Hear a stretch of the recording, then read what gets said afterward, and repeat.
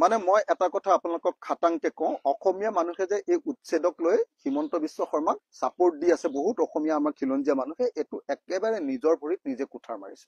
এইটো হ'ল অসমক দুৰ্বল কৰাৰ, এইটো হ'ল অসমৰ মানুহকে, অসমীয়া মানুহকে, অসমৰ ভিতৰত থকা মানুহকে দুৰ্বল কৰা, ভূমিহীন কৰা, মানে আপোনাৰ কি ক'ব, নিঃস্ব কৰি দিয়া, দুখীয়া কৰি দিয়া, শেষ কৰি দিয়াৰ এটা প্ৰক্ৰিয়াৰ বাহিৰে আন একো নহয়। আজি যি সময়ত অসমৰ শিক্ষাৰ মান উন্নত হ'ব লাগে, তো হাজাৰ হাজাৰ গোৱালপাৰা আৰু ধুবুৰীৰ আপোনাৰ ছাত্ৰ ছাত্ৰীৰ ঘৰ ভাঙি দিয়া হৈছে, নলবাৰীৰ ছাত্ৰ ছাত্ৰীৰ ঘৰ ভাঙি দিয়া হৈছে। তো সেই ৰাজ্যখনত ক'ত ল'ৰা ছোৱালীয়ে ভাল শিক্ষা পাব আপুনি নিজে কওকচোন। যি সময়ত আমাৰ হিউমেন ৰাইটছৰ ক্ষেত্ৰত আমাৰ অৱস্থা খুব বেয়া, সেই সময়ত যদি আজিৰ দিনটো প্ৰত্যেক দিনাই মুছলমান বুলি কৈ এজন মানুহৰ ঘৰ ভাঙি দিয়ে, এজন মানুহৰ ঘৰ, আপোনালোকে নিজে দেখিছে। ধুবুৰীৰ কি বিল এখন বিল আছিলে যে কি কয়, সেই বিল, তাৰ পাছত গোৱালপাৰাৰ আপোনাৰ এইটো পাহাৰ কি কয়, গোৱালপাৰাৰ পাহাৰটো, তাৰপিছত এতিয়া নলবাৰীত বৰক্ষেত্ৰীত যি ধৰণে উচ্ছেদ কৰিছে, আৰু প্ৰত্যেকটো ঠাইতে বেলেগ কথা নাই, অকল মুছলমানক টাৰ্গেট কৰিব লাগে, বেলেগ কথা নাই। এতিয়া যে জনজাতি আমাৰ মানুহ বিলাকক, এইটো উৰ্পদ বিল নে কি আছিলে, উৰ্পদ বিল নহয় জানো, উৰ্পদ বিলত ধুবুৰীত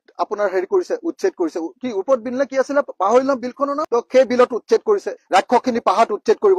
এতিয়া আকৌ নলবাৰীৰ বৰক্ষেত্ৰী অঞ্চলত ব্যাপক ৰূপত উচ্ছেদ কৰিছে। এইবিলাকৰ হিমন্ত বিশ্ব শৰ্মাই অসমীয়া জাতিটোৰ ভৰিৰ ওপৰত মৰা কুঠাৰ। প্ৰাইড নিউজ 24, সত্যৰ দিশত এখোজ।